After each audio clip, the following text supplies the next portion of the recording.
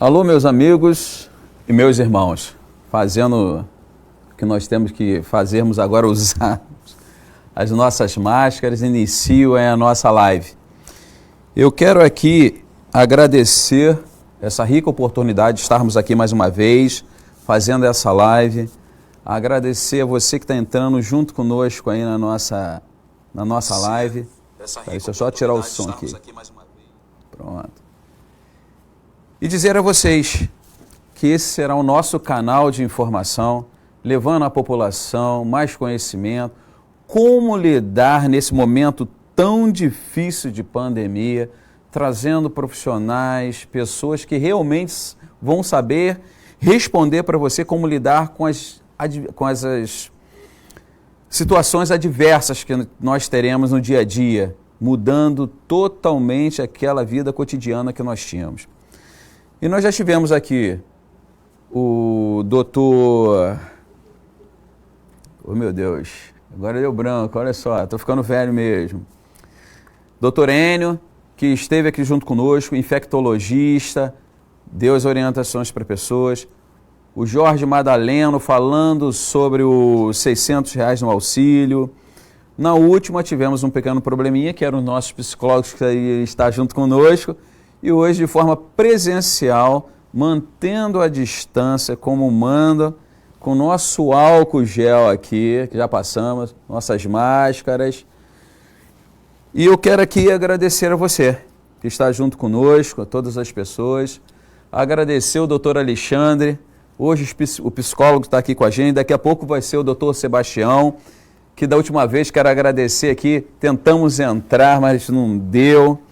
Mas hoje, graças a Deus, de forma presencial, nós vamos estar conversando, tirando todas as dúvidas dessa área para a população. Então, quero aqui deixar o doutor Alexandre se apresentar aqui para todas as pessoas. À vontade, doutor.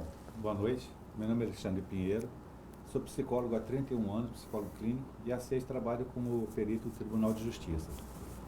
Quero agradecer ao deputado a oportunidade do convite, está podendo dividir com vocês, um pouco do que eu conheço da psicologia e a importância da sociedade como um todo ter noção do papel da emoção no cotidiano, na sua saúde. Aproveitar também, vou me permitir, hoje a gente comemora o Dia Nacional de Combate ao Abuso e à Exploração Sexual de Crianças e Adolescentes. Então, um dia forte, importante. E o Observatório de Alienação Parental, um grupo formado por psicólogos e advogados, está lançando hoje uma cartilha falando exatamente sobre esse tema, alienação parental, que aborda o quê? Os maus tratos psicológicos sofridos pelo menor, normalmente após a separação do casal. Então, foi dito na semana passada sobre as doenças psicossomáticas, problemas, demandas, Então, perceba o seguinte, existe o pré, o durante e o após a pandemia. Criamos ansiedade, expectativas, temos necessidade de mudar de comportamentos, nos adequarmos a esses comportamentos e sabemos lidar com o que vai acontecer depois. Só para vocês terem noção, as pessoas falam o seguinte, problema psicológico é frescura, é tolice. Se nós pensarmos que o homem é um ser psicossocial, a pessoa pode estar com dinheiro, a pessoa pode estar estruturada, fazer tudo. Se a emoção dela, a psique não estiver funcionando, essa pessoa adoece. Ela produz o que as pessoas chamam normalmente de doenças psicossomáticas. Doutor, transtorno de humor, entre outras. Deixa eu fazer uma pergunta para o senhor aqui. Qual é a função do psicólogo? Então, o psicólogo trabalha o quê? Ele é um estudante do comportamento. Essa ciência chamada comportamento. Como que ela interfere na rotina do cidadão? Como que as pessoas adoecem com alteração de humor? Como é que são as relações sociais? Todas elas passam pela estrutura da psique, do emocional. Ansiedade, raiva, medo, fobia, depressão, são comportamentos estudados, observados e medidos pela psicologia. Então, dentro do que o senhor falou aí, do comportamento das pessoas, nesse momento de pandemia, como o psicólogo pode ajudar as pessoas? De verdade, não só os psicólogos, mas o psicólogo pode primeiro nos orientar. Existe uma coisa chamada primeiro contato né, primeiro socorro psicológico, que qualquer pessoa pode fazer. Como estamos com esse processo de isolamento, a gente pode observar que as pessoas, se estão mais agitadas, se estão mais angustiadas, se estão mais caladas, ou estão falando demais, essas pessoas mudaram os seus comportamentos, elas estão precisando de uma atenção.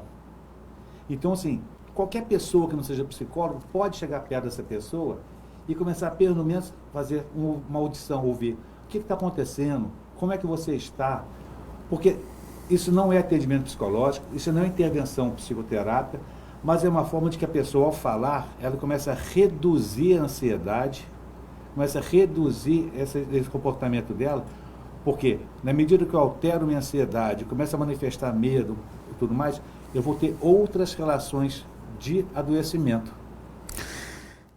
Eu posso falar um pouco dessa doença, de tudo que eu passei. Conforme eu falei, eu tive que isolar o meu filho, a minha família, porque eu tenho um filho que tem uma doença rara. Então eu fiquei sozinho, uma boa parte, principalmente quando a doença mais me atingiu. O que o senhor diria para uma pessoa que vive só? Eu tive a doença e eu sei o que me levou. Realmente teve um certo momento de angústia, de você ficar sozinho, aquela coisa de ansiedade. A pessoa que mora só, o que o senhor poderia orientá-lo para que ele pudesse fazer para preencher esse tempo sozinho? Pois na nossa vida, o dia a dia, por mais que você more sozinho, você trabalha, você vai para o seu trabalho, você pega um ônibus, você pega o seu carro, você vai se locomover de alguma forma, vai chegar, vai interagir com outras pessoas. E de repente você se vê num momento em que você não tem ninguém em volta. E isso é muito complicado. O que o senhor diria para essas pessoas para que pudesse trabalhar melhor esse momento de isolamento mesmo? Esse é isolamento. De verdade, esse é o momento mágico de resgate, de reaproximação com você mesmo. É o momento que a pessoa pode se permitir criar uma nova rotina. De que forma? Ela pode determinar uma nova forma de leitura, usar o espaço dela para propiciar ações de bem-estar que ela não fazia no cotidiano. Então, como assim? Eu posso buscar livros, eu posso ver filmes, eu posso estar ligando com as pessoas da minha rede social, buscando essas pessoas que eu falo assim, estou com saudade de fulano, de alguma pessoa. Vou ligar para ela, vou acordar, não vou ficar o dia todo de pijama. Eu mudo de roupa e começo a fazer. O que eu vou fazer hoje? Vou fazer meu café, vou planejar uma atividade. E eu posso fazer devagarinho e criar novos hábitos. Porque tem uma coisa que fala o seguinte, toda frustração leva a agressão. Eu vou agredir o meio externo ou vou fazer doença, eu vou agredir a mim mesmo. Então, não tem como fugir do problema. Nós estamos numa pandemia, nós precisamos ficar em nossas casas. Então, como não tenho como enfrentar, me organizar, me revoltar contra essa realidade, a melhor forma que eu tenho é me adaptar a ela, criando novos comportamentos, novos hábitos para esse período. E assim eu consigo lidar melhor com a minha solidão, me fazendo companhia. Deixa eu fazer mais uma pergunta para o senhor aqui. O senhor falou que as pessoas têm que buscar alguma coisa para poder preencher esse tempo. Seria ideal, por exemplo, você que tem um quintal, fazer uma horta ou cortar uma árvore, cortar não, sou contra cortar. Podar uma árvore, preencher, fazer alguma coisa que falta na sua casa. E aí sim você conseguir fazer com que preencha seu tempo. E hoje as pessoas estão trabalhando muito de home office. E aí tem gente que acorda com pijama e vai ficar até o final, vai trabalhar de pijama. Seria interessante essas pessoas não utilizarem o pijama, criar rotina, não é isso? Ele preencher o tempo como estivesse realmente no trabalho, criar uma área para que ele estivesse ali, como posso dizer ali, se sentir no trabalho. Isso. E se cansar para que se chegar no momento de descanso, aí sim ele vai para a cama, ele vai para o sofá, vai ver a televisãozinha dele para que ele possa criar aquela rotina como se fosse aquela antiga, não é isso? Esse é o melhor dos mundos. Aí na primeira pergunta, eu tenho um quintal para varrer, eu tenho um terreno para arar, eu tenho uma horta que eu posso fazer e cuidar dela, eu tenho uma árvore para podar. Olha que absurdamente grande de atividades que eu posso estar fazendo. Estou me ocupando, estou interagindo, estou fazendo até uma reflexão, um momento de paz comigo mesmo. Isso é absurdamente sadio. Ao mesmo tempo, o exemplo do home office. Acordou, tomou um café, se arrumou, vou para o trabalho. O trabalho é a minha mesa aqui da sala. Vou para o meu trabalho. Qual é o meu expediente? Vou ficar 2 horas trabalhando, 3 horas trabalhando. Eu executo aquele período, interrompo, o horário do almoço deve ser maior, né? Porque eu tenho que preparar o almoço agora. Acabou o almoço, tem o meu tempo de descanso, eu faço, volto para a minha rotina. Porque se eu conseguir fazer a manutenção de rotina, eu vou ter menos tempo para ócio, para produção de angústia, para me deprimir e para produzir sequelas emocionais desnecessárias. E até quando você está ali em atividades, tem hormônios que vão tomando o seu corpo, você vai tomando aquele tempo, porque senão você para. Uma coisa é fato, que meus pais falavam muito, meus avós, oficina vazia mente vazia é oficina do inimigo. Então, se você criar essa rotina, com certeza isso vai realmente fazer com que você possa passar melhor por esse momento tão difícil que não tem por onde correr dizer que não é difícil, né, doutor? Então, essa busca da saúde mental, ou seja, eu manter meu corpo em equilíbrio, manter ele satisfeito, manter ele com prazer. Eu só tenho minha casa, só tenho meu quarto. Então, esse é meu universo, essa é minha realidade. Qual a melhor forma de me adaptar a ela? Vou trabalhar nesse sentido. Doutor Alexandre, deixa eu mandar um abraço aqui para alguns amigos aqui. Rafael Oliveira, meu amigo, um abraço, Rafa. Maria Aparecida de Melo, boa noite, meu deputado, um abraço. Miriam, Márcio, Dejaci, Roberto, Vitor, Eduardo, foi muito rápido. Guaraci, quem mais está aqui? Cláudio Bezerra, um abraço, Cláudio, grande cara, trabalhador. Elcio, Evandro, Lúcia. A Lúcia mandou aqui. A vida do outro depende das minhas ações. Quando a gente se coloca nesse movimento de cuidar de si e se manter em casa, acabamos na direção de preservar a vida do outro. Parabéns pela iniciativa. Obrigado, Lúcia. Nem pergunta, ela tinha falado aqui. E aí eu vou falar aqui, daqui a pouco a gente vai dar um abraço aí para o Carlos Ney, Júlio, Donald, Rogério, Terezinha, são muitas pessoas, muitos amigos, graças a Deus, e pessoas que estão aqui tirando essa dúvida. Uma pergunta que foi feita aqui, que lamentavelmente a gente tem que ir, o psicólogo ele vai exatamente de encontro às dificuldades que as pessoas têm. Né? Essa é a grande realidade que nós estamos aqui exatamente para isso. Para que as pessoas que estão passando, principalmente para todos, mas principalmente para aquelas pessoas que estão passando por um momento difícil, que aí entra o psicólogo para poder trabalhar melhor. E aí, cadê a pergunta? Estava aqui. Vamos lá. Você tem um momento em que você tem o isolamento, aí você tem a depressão que as pessoas vivem, tem o luto que as pessoas passam e o medo, a incerteza, a ansiedade. Porque essas coisas é que faz com que as pessoas vão declinando. E aí, como lidar com essa adversidade, principalmente com o luto? Então, o que eu acredito que seja importante? A partir do momento que eu conheço o problema, eu tenho uma noção razoável do com o que eu estou lidando, eu tenho mais capacidade de me relacionar com ele. Como assim?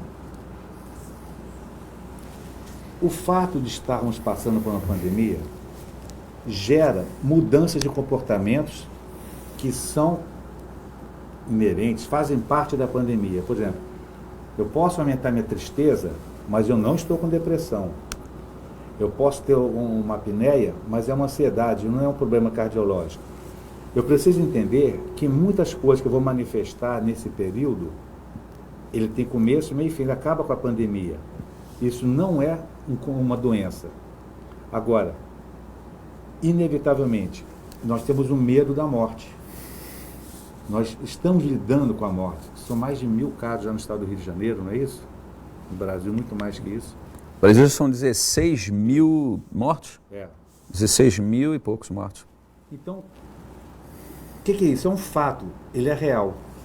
Quanto mais a pessoa puder falar dessa dor, desse sofrimento, dessa tristeza, vai ser melhor para ela. E o outro, que é importante, né, o familiar, as pessoas que estiverem próximas, precisam ter paciência. A paciência, quando fazer primeiros cuidados psicológicos, é isso, você poder escutar o outro, sem cobrar, sem oprimir, sem fazer nenhum tipo de pressão. Se bem fazer uma escuta, porque ele vai falar, e junto com a dor do luto, outras angústias, outros sofrimentos virão sair juntos. Porque uma coisa é o medo é contato com aquela coisa real que está para acontecer no presente. A ansiedade já é uma expectativa de algo que vai acontecer. Será que eu não vou ter como pagar a conta? Será que eu vou ficar desempregado? Será? E isso vai crescendo muito nesse período de pandemia. Então, se eu compreendo isso, eu posso falar para mim mesmo, opa, estou ansioso demais, estou um pouco irritado. Então, eu posso identificar em mim, posso identificar no outro, não vou cobrar do outro uma resposta imediata. Por exemplo, minha companheira ou meu companheiro é agressivo comigo. Normalmente aquilo não se aplicaria. Mas como estamos num momento de tensão, eu me irritar um pouco mais, eu me precipitar, faz parte do problema. Então essas pessoas precisam exercitar inclusive a paciência. Ao mesmo tempo que é interessante perguntar assim, poxa, estou com medo de morte, estou com medo disso tudo. Como é que eu estou com a minha vida? Como é que era antes? Eu estava cuidando de mim? Eu me alimentava direito? Eu praticava atividades físicas? Qual era o zelo que eu tinha comigo? Qual o cuidado que eu tinha com as pessoas que eu digo que eu amo? Porque, de repente, eu estou com esse medo de não poder continuar isso. E o medo de me cobrar, poxa, quanto eu deixei de cuidar de mim? Quanto eu deixei de me dar atenção e dar atenção para a minha família? Momento oportuno de fazer essa reflexão também. Então, assim, lidar com o luto vai ser inevitável. A forma, quanto melhor você puder falar e a pessoa poder te ouvir, vai ser interessante para você ajudar o outro nesse processo de dor. Deixa eu só fazer uma pergunta aqui para o senhor, que daqui a pouco o doutor Sebastião entra e o senhor vai ter que sair porque nós vamos ter o distanciamento. Rogério Moreira perguntou aqui o seguinte: o que os governadores e prefeitos estão fazendo e não fazendo pode influenciar no psicológico das pessoas? Olha só, eu posso falar o que o Marcelo de Ciodino está fazendo. Marcelo de Ciodino 2019. Mas ele está perguntando mais se eles não fizerem mesmo, porque eles sabem que não está fazendo, eles não estão fazendo é nada. Porque o Marcelo de Ciodino, ano passado, apresentou 2 projetos de lei na Câmara dos Deputados. Um para poder criar políticas públicas para ter psicólogo em todas as escolas do Estado do Rio de Janeiro, e o outro para ter psicólogo em todos os hospitais do Rio de Janeiro. Ou seja, se já estivesse implementado esse processo, ao recebermos as crianças, que a gente vai ter aumento de demanda de automutilação e suicídio, a gente já teria um suporte para quando elas chegassem às aulas. E teríamos para onde encaminhar essas crianças se os psicólogos já estivessem nos hospitais, coisa que não existe hoje. Ou seja, a rede pública não está preparada, não tem o profissional suficiente para a demanda que a sociedade está pedindo. Então, infelizmente, a parte do deputado foi feita, agora o governador de fazer, os prefeitos fazer, é uma outra estrutura. Isso é de suma importância que as pessoas entendam, doutor Alexandre. A atribuição do legislativo. Quando nós temos a possibilidade de fazermos projetos de leis, que foi até através da sua ideia, e prontamente o nosso gabinete de portas abertas, vem embora, vamos fazer. Uma lei já foi aprovada. Eu me permito falar em recorde, em 2 meses. Foi apresentado, foi negociado, foi aprovado e foi sancionado pelo governador. 60 dias. Então, recorde. Mas precisamos realmente, não adianta só ter leis, mas a aplicação das leis. É porque o legislativo cria as políticas públicas. E o executivo executa. Eles têm que fazer. É a segunda parte que está faltando agora.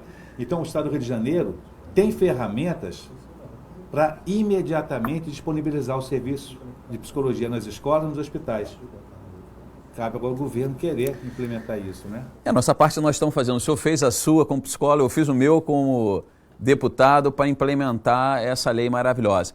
Eu quero agradecer a sua participação, doutor Alexandre, que agora nós vamos ter a participação do doutor Sebastião. Agradecer de todo o meu coração, você é uma pessoa que sou fã, gosto muito dele. Existe uma diferença no profissional que coloca sempre a pitada do amor, do carinho, bota a pitada do amor e do carinho naquilo que faz. E o senhor, um profissional como esse, tem um prazer de tê-lo aqui ao nosso lado. Obrigado, doutor. Muito obrigado. Eu vou aproveitar agora aqui e agradecer alguns amigos. Cadê o Elcio? Deixa eu ver. O Caio, Sérgio, Felipe, Lúcio, já falei. Anderson Oliveira, Caio Venâncio, Fabinho Soares, Ené Nunes, o Leco Perpétuo aqui, Isabela, Enio Menezes, um abraço, doutor Enio. Mais aqui, deixa eu ver aqui. Davi, um abraço, Davi. Marcos Costa, Alcebiades, Simone, Cláudia Regina, Kátia Nascimento, Sérgio Guerreiro, um abraço, Sérgio. Cadê aqui, quem mais? Deixa eu dar uma acelerada aí. Kleber Alves, um abraço. Carlão, Jefferson Rodrigues, Robson, Denise, Misael, Renan, Eduardo, Ricardo Santos, ou seja, temos Alex Marques. Eu quero aqui agradecer a todos os amigos que estão aí participando conosco. É de suma importância a participação de vocês. E graças a Deus nossa live hoje 100%, sem nenhuma alteração, sem nenhum problema. E nós vamos acertando. É assim mesmo, às vezes com dificuldades, com lutas, com batalhas. Sempre fizemos dessa forma, mas sempre alcançamos o nosso objetivo. Nosso objetivo maior é a nossa população. Estou aqui ao lado do doutor Sebastião. Obrigado pela sua presença, doutor Sebastião. Gostaria que o senhor fizesse uma apresentação aí, se apresentasse. Boa noite. Boa noite. Eu não gosto que me chamem de psicólogo, me chamem pelo nome. Sebastião. O psicólogo é aquele que vai ao encontro da dor. Mas aí quem está sentindo a dor também tem que se dispor a falar da dor. E a grande dificuldade hoje de se começar uma terapia psicológica é a pessoa assim, ela acreditar que ela mesma pode se ajudar. Porque a psicologia ela vai ao encontro do outro. É o outro mesmo que produz as mudanças nele próprio. Mas para isso ela tem que falar o que já aconteceu na vida dela e ela assim, mudar o passado a gente não muda.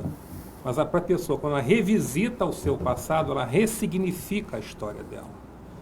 E às vezes quando a gente vê um remake de uma novela, né? A gente vê assim, uma história contada de novo. Sempre muda alguma coisa. Quando você olha para a sua dor. Hoje, por exemplo, nós estamos aqui porque os nossos antepassados sobreviveram à gripe espanhola. Verdade. Então, nós somos resistentes, né? Eu sou. Pandemia. Então, estamos aí. Então, estou aqui hoje à disposição de você, do seu público aí. Vamos conversar um pouquinho sobre psicologia. Eu agradeço o senhor mais uma vez. Semana passada o senhor tentou entrar, não deu internet, porque eu falei, o papel é muito bom. Mas eu quero fazer uma pergunta ao senhor o seguinte. Esse momento, ele é muito difícil. Difícil para todas as pessoas. Mas existem alguns profissionais que estão na ponta. São os profissionais da saúde. E ao qual eu quero aqui até parabenizar que teve o dia do enfermeiro, da enfermagem, né? Que Deus abençoe vocês. Mas eu tenho visto, doutor, profissionais da área de saúde, pessoas que estão na ponta, enfrentando mesmo, indo dentro do olho do furacão, todos cheios de equipamento, mas que são seres humanos, que são pessoas. E lamentavelmente, alguns chegaram até a minha pessoa, me levou para uma sala e começou a chorar, dizendo, cara, deixa eu desabafar com você, que eu não posso mostrar isso lá fora. Então isso é muito difícil. Quando você vê os profissionais, como eu falei, os médicos, os enfermeiros, técnicos, os administrativos, os ASGs, que fazem um trabalho magnífico e às vezes não são reconhecidos. Então eu gostaria que o senhor falasse não somente deles, mas como poderia também ajudar de alguma forma os seus familiares. Porque o que nós estamos vendo são pessoas que estão ali na ponta e infelizmente pagando com a sua própria vida por outras vidas que eles nem conhecem. E outros profissionais também, da área de segurança, eu que sou da área de segurança, quantos policiais nós perdemos? Quantos tantos outros bombeiros e muitos outros profissionais, né? Agradecendo aqui até os caminhoneiros, cada um que fez a sua parte e que deixou a sua família, está aí na ponta? Muito interessante sua pergunta. Eu atendi há uns 15 dias atrás uma enfermeira. E ela me falou o seguinte: eu tenho que trabalhar, mas os meus pais me pedem para não ir trabalhar. E ela fica dividida entre o respeito aos pais e ao juramento que ela fez como profissional. Eu falei assim, o que pesa mais nessa hora? Assim? Eu tenho que cumprir o meu juramento. E muitas das pessoas hoje que saem, a gente tem que pensar assim, ela está saindo porque ela precisa do emprego, ou ela está saindo porque ela realmente entendeu que a profissão dela é se dedicar ao próximo. E muitas das pessoas hoje que fazem essa doação estão sendo até discriminadas quando saem das ruas. Não estão sendo valorizadas como deveriam. Então, eu faço por amor e recebo o que em troca? Então isso causa um transtorno nessa pessoa. Eu estou dando assim, estou arriscando a minha vida. Verdade. E você está me recriminando por isso. Eu queria te dar um abraço e você não pode receber o meu abraço. Então, a falta de contato, hoje sim, eu comemoro, Marcelo, todo dia da minha vida. Verdade. O que está acontecendo muito hoje também é o seguinte, é que as pessoas, elas estão com medo, mas eu ainda não fiz isso, mas eu ainda não fiz isso. Então, assim, elas estão com medo de, se porventura vierem a sucumbir pelo vírus, o que ela não fez na vida. Então, é por isso que eu, há mais de 20 anos, eu procuro fazer na minha vida o seguinte, hoje é o dia da minha vida. O que eu não fiz ontem, talvez eu não possa fazer hoje. E se eu for preocupado em ficar fazendo o que eu não fiz ontem, como é que vai ser o meu dia hoje? Porque o amanhã é uma utopia, o amanhã nunca chega. Eu tenho que viver hoje, tenho que me programar para hoje. Hoje, qual é a minha tarefa? A minha tarefa, se eu sou profissional da saúde, eu tenho que ir cumprir o meu papel. Como os policiais, os bombeiros, o pessoal da área da saúde, que eu também... Desde que começou a pandemia, eu trabalho com área específica, é pessoal que se automutila e suicídio. Eu não interrompi o meu atendimento, porque essas pessoas precisam do atendimento. Verdade. Eu fui muito questionado pela minha filha, que ela fala, pai, pelo amor de Deus, para, mas o meu trabalho é essencial como de muitos outros. Fiscalizando o combustível ali dentro do Saracuruna, buscando, infelizmente acabei sendo contaminado e passei esse processo difícil. Foi feita uma pergunta aqui, os idosos, às vezes é um pouco difícil, né, trabalhar, porque o idoso ele quer ir para a rua, ele não aceita e está dentro de um grupo que precisa ser muito protegido. O que o senhor poderia falar para as pessoas que estão lidando com pessoas de idade, que têm uma certa dificuldade de entender esse momento? Eu faço um trabalho numa casa gerontológica. E para preservar a saúde deles, nós estamos fazendo contato por telefone. Mas nós temos que ver também o seguinte, as pessoas estavam acostumadas a um tipo de vida e hoje elas estão assim, afastadas da rotina delas. Eu disse assim, fica em casa é uma coisa, agora se eu não criar qualidade de vida para ele para ficar em casa, vai ficar complicado. Eu recebi recentemente uma outra pessoa que ela se sentia culpada porque o padrasto dela não seguiu as recomendações e se misturava, jogava bola, estava na praça jogando com as pessoas, se contaminou, teve os sintomas, não quis ir para o hospital e ela, vamos lá, não vou, e quando ele não aguentou mais ele foi a óbito. E ela se sente culpada por não ter podido ajudá-lo. Então, o que eu recomendo aos idosos especificamente é que eles escutem os filhos, escutem os profissionais. Porque, apesar de ser a vida deles, se eles se forem, como é que fica a vida de quem fica? Então, não é só nesse momento eu ter um pensamento egoísta, eu tenho que procurar também olhar para aquele que quer cuidar de mim. Eu vi um filme ontem com a minha família, que é O Vendedor de Sonhos. Você já viu esse filme? Eu li a trilogia também. Eu vi o filme, não li o livro não. E eu recomendo para que as pessoas possam ver. Eu acho que retrata um pouco do momento, mostra o que as pessoas, a luta interna, às vezes, que um psicólogo renomado estava passando com a sua família. Eu acho muito legal para que as pessoas possam entender o que o senhor acabou de falar. O senhor acabou de falar o seguinte, às vezes, uma das palavras que foi dita no filme, né, é que a pessoa, se não vou contar, não vai valer a pena, mas que se você se suicidar, você é um assassino. Sim. E automaticamente você está matando as pessoas que ficam. Essa é a grande realidade. Fora que você não tem salvação, mas respeitando todas as religiões. Agora, doutor, diante da pandemia, algumas pessoas vão apresentar alterações. Essas pessoas, pode-se dizer que essa pessoa está doente? O que nós temos que entender, que eu tenho orientado também a minha equipe que trabalha, é o seguinte: se antes dessa situação esses sintomas não apareciam, isso são assim, sintomas episódicos devido à situação. Uhum. E nós temos que também perceber uma coisa que se chama... Podemos entender o seguinte: nós tínhamos liberdade ou uma pseudo-liberdade? Porque eu disse assim, você não tem a liberdade, mas é para preservar a sua saúde. Mas muitos não entendem isso. Antigamente as pessoas tinham confiança num médico, né? Tinha um médico de família, cuidava da família toda. Hoje você vai buscar um atendimento médico, quem é que vai me atender? Chega lá, às vezes não tem um profissional à disposição, ou quando atende com uma baixa qualidade. Por exemplo, eu levei um paciente que cometeu um ato suicida para o hospital. E desculpa que eu vou falar aqui, mas quando chegou lá, uma pessoa que atendeu falou assim, da próxima vez faz direito. Nossa. Então são coisas que não ajudam. Então as pessoas, elas têm que ser preparadas para lidar com a situação dessa. E quando a pessoa chega lá querendo se cuidar, ela tem que ser recebida com uma coisa que você falou assim, amor. Eu falo muito isso lá no hospital, nos hospitais onde eu vou fiscalizar. Eu falo sempre que as pessoas não vão no hospital para comer churrasco, tomar Coca-Cola, beber uma cerveja, um suco, que seja. Os profissionais têm que estar muito bem preparados.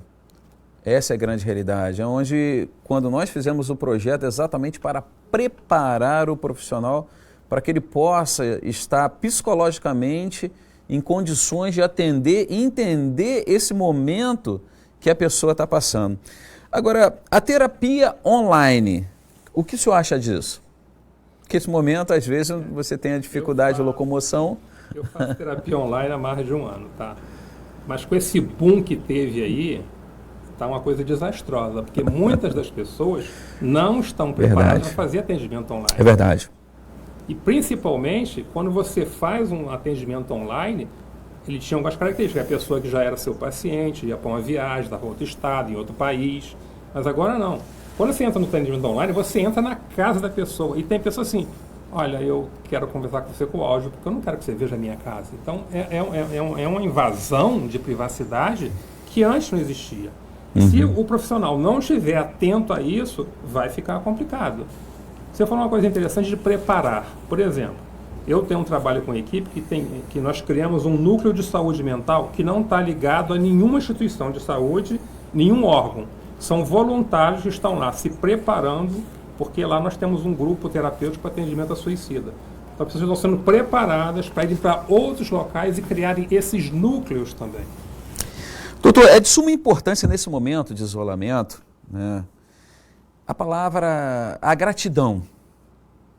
Porque ação e reação, não é isso? Então, às vezes, um momento que as pessoas pararem, que estão todos dentro de uma casa, às vezes várias pessoas, 2, 3, 5, 10 pessoas, que é uma grande realidade que nós vivemos, alguns lugares vivendo lockdown. Então, não tem como, tem que ficar ali dentro. Então, é de suma importância nesse momento você ser generoso, você reconhecer algum fato que a pessoa faça, porque isso vai gerar um bem-estar dentro de casa, né? Certo. Eu hoje fiz uma postagem no meu Instagram lá, no meu perfil lá, quer dizer o seguinte: se você hoje tem como chorar de alegria, que você leve ao bom humor a quem está precisando para animá-la. Porque eu só vejo pessoas chorando, Marcelo. Só vejo pessoas reclamando da perda, da dor, da solidão. Mas elas esquecem de uma coisa. Nosso colega falou do biológico, do psicossocial, do histórico, do social. Mas também nós temos uma dimensão que não adoece, que a logoterapia trabalha muito isso, que é a terapia do sentido da vida. Nós temos uma dimensão dentro de nós que não adoece, só que muitas vezes perdem o acesso a ela. E quando nós trabalhamos com essa terapia de sentido da vida, a pessoa se abre para isso e vê o que ela tem de belo dentro dela. E nessa visão, a pessoa, ela entende que em qualquer situação, ela tem a responsabilidade de fazer uma escolha, diante de qualquer situação, de como ela quer viver aquele momento. Eu costumo dizer, falo sempre aos meus filhos, que eu não sou uma pessoa que murmuro. Eu sei que muitos podem falar assim, pô, hoje está deputado, é tranquilo. Mas eu sempre procurei passar pela dificuldade, porque não adianta pensar que eu nunca tive dificuldade, muitas dificuldades. Mas sempre procurei entender que essa dificuldade era um momento de crescimento para novas batalhas e lutas. E aí, doutor, uma pergunta. Pois não? Pós-pandemia, o que o senhor pode me falar sobre isso? Caos. O nosso sistema de saúde já não estava pronto para atender os quadros de saúde mental que existiam. Como o colega falou, a própria Fiocruz já lançou uma informação que depois dessa pandemia, nós vamos ter um terço ou metade da população com problema de saúde mental. Eu só queria saber agora o seguinte, esse investimento que todos estão se fazendo para prevenir alguém se contaminar, se eles vão disponibilizar atendimento para a saúde mental, como vai ser necessário. Muito boa a sua colocação, porque na realidade nós vamos ter pós-pandemia vários problemas, dentre eles o problema econômico, em que as pessoas vão ter que lidar com essa dificuldade, o desemprego, a falta de recurso. E aí eu pergunto, senhor, como psicólogo, como o senhor poderia trabalhar, falar para que as pessoas possam começar a trabalhar, né, para evitar de ter grandes problemas mental, que seja algum outro tipo de problema pós-pandemia, como você falou, mas economicamente falando? Eu tenho acompanhado alguns locais aí, algumas pessoas, e eu tenho observado o seguinte, nós temos duas preocupações, ou eu crio ou eu produzo. Quem tem o dom da criatividade é de criar. Agora, não adianta eu criar nada na minha mente se eu não tiver um planejamento, uma execução e uma fiscalização do que eu estou fazendo. O que é necessário nesse momento, que eu vejo muito, antigamente no engarrafamento você via as pessoas vendendo bala, vendendo doce no meio da rua, as pessoas engraxando seu sapato. A pergunta, como é que essas pessoas estão vivendo hoje? Se antes elas já se desdobravam para ganhar o seu sustento, alguma coisa elas estão fazendo hoje. Então as pessoas mais necessitadas, elas sempre arrumam um jeito de sobreviver. Agora, quem não tem essa dificuldade, como você falou, ele olha assim, meu mundo caiu, o que eu faço agora? Mas o mundo não caiu. Eu só tenho que olhar para o mundo como ele sempre foi. Verdade. Nós estamos chegando ao final da nossa live. Gostaria que o senhor fizesse quisesse fazer suas... Eu quero pedir ao seu público, e a quem estiver vendo isso, que você olhe dentro dos seus olhos 10 minutos por dia, mas é aqui dentro. Aqui dentro. Não olha para o corpo, não olha para o cabelo, não olha para nada. Olha dentro dos seus olhos, porque as pessoas, elas desaprenderam a se olhar. E hoje, o que está adoecido é o eu de cada um, é o eu social, é o eu mundial, é o eu econômico, porque as pessoas, elas ficavam vivendo de uma fantasia. Meu mundo é uma fantasia e hoje essa fantasia não existe mais. E se elas não passarem a olhar para dentro dos olhos dela, todos os meus pacientes, eu recomendo isso, todo dia, terapia, 10 minutos olhando. Não sei, então vai fazer na minha frente, tem um espelho lá, um grandão, eu ensino a se olhar aqui dentro, que dizem que os olhos são o espelho da alma. E as pessoas, elas estão nesse momento com dificuldade de se olhar para ela e olhar para o outro. Doutor Sebastião, como hoje isso aqui é o nosso canal, hoje de informação para a população, nós falamos aqui de vários temas, alguns complicados, a maioria complicados, essa é a grande realidade. Mas nós temos vitórias também. Várias pessoas, eu sou uma prova viva disso. tive 50% dos meus pulmões tomados e graças a Deus estou aqui. E muitas outras pessoas que nós conhecemos. Lógico que tivemos algumas perdas, lamentável, mas nós estamos aqui para dizer que é possível e podemos.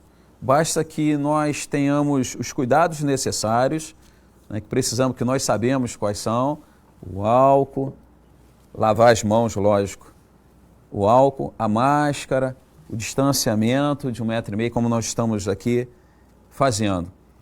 E como esse aqui é um canal que nós estamos tendo agora de informação, nós vamos passar algumas coisas aqui.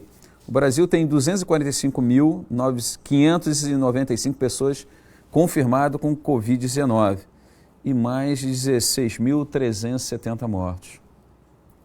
O estado do Rio de Janeiro tem 89 cidades infectadas pelo coronavírus com 22.238 casos, 2.715 mortes. A cidade do Rio de Janeiro tem 12.921 pessoas infectadas com 1.841 mortos. Duque de Caxias, a minha cidade onde eu moro, onde tem um carinho, um apreço e um respeito muito grande pelaquela população. Como eu sempre digo, Duque de Caxias foi onde começou tudo na minha vida.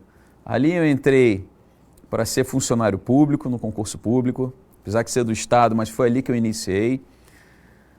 Me casei, meus filhos nasceram, fui vereador daquela cidade por 2 mandatos, ganhei a eleição de deputado e a minha votação foi expressiva, 80% ali.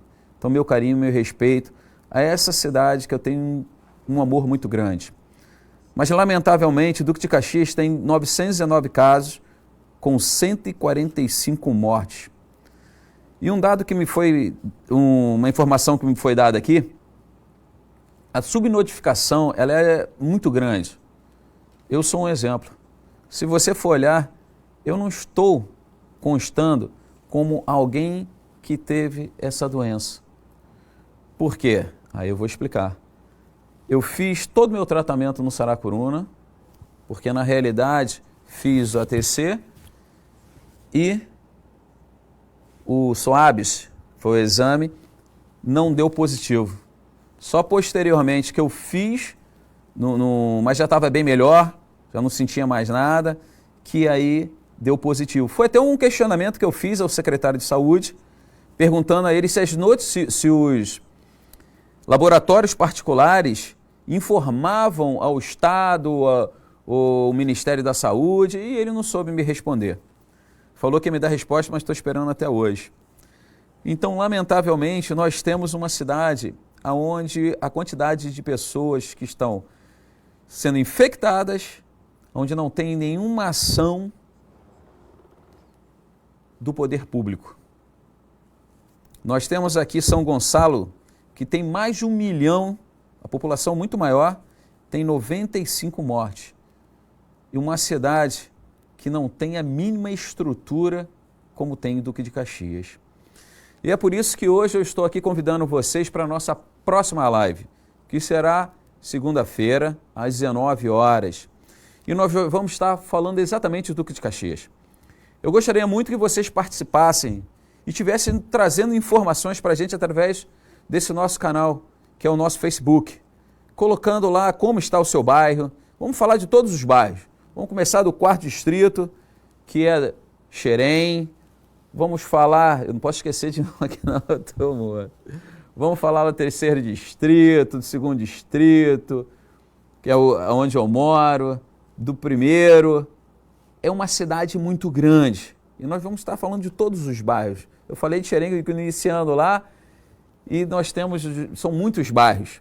E nós vamos estar falando de todos eles. E gostaria muito que você participasse, fizesse as suas perguntas, falasse como está os postos de saúde, como está, eu gostaria que você falasse também do Saracuruna, como está o Moacir do Carmo, o Hospital São José. Tudo é de suma importância. E aqui nós vamos estar conversando e falando sobre todos esses problemas. E como nós vamos enfrentar, desculpa gente, é porque às vezes dá o retorno, aí enrola um pouquinho, esse negócio de retorno é muito ruim. Então eu quero dizer para vocês que nós vamos estar conversando com você, morador de Duque de Caxias. cidade onde moro, onde tenho um carinho muito grande. Gostaria muito de ter a participação de todos vocês. E aí eu quero agradecer aqui o Kleber, já está aqui o Robson, o Renan, muitos outros amigos que aqui estão. Muito obrigado a todos vocês que participaram junto conosco. Foi um sucesso para mim. Agradecer o doutor Alexandre, agradecer o doutor Sebastião. Tenho certeza que esse canal é um canal de bênção, em que as pessoas poderão realmente tirar suas dúvidas, entender. É um canal que nós vamos estar interagindo. É um momento em que nós não estamos isolados. Mostrar a diferença entre o isolamento e o afastamento. Então nós podemos chegar. Hoje nós temos essa tecnologia, que é a internet, nós temos hoje o WhatsApp, fazer chamadas de vídeos entre vários amigos, aniversário como as pessoas estão fazendo. É de suma importância que nós estejamos até ajudando um amigo, um parente, um vizinho, uma pessoa que esteja com problema. Essa luta não é minha, essa luta é nossa, essa luta é de todos nós. Tenho certeza que juntos conseguiremos avançar e superar esse problema que nós estamos passando. Que Deus abençoe a todos vocês. Muito obrigado. Conto com vocês, hein? Segunda-feira, 19 horas, estaremos falando sobre a nossa cidade, querida Duque de Caxias. Um abraço, fiquem na paz. Uma boa noite para todos vocês.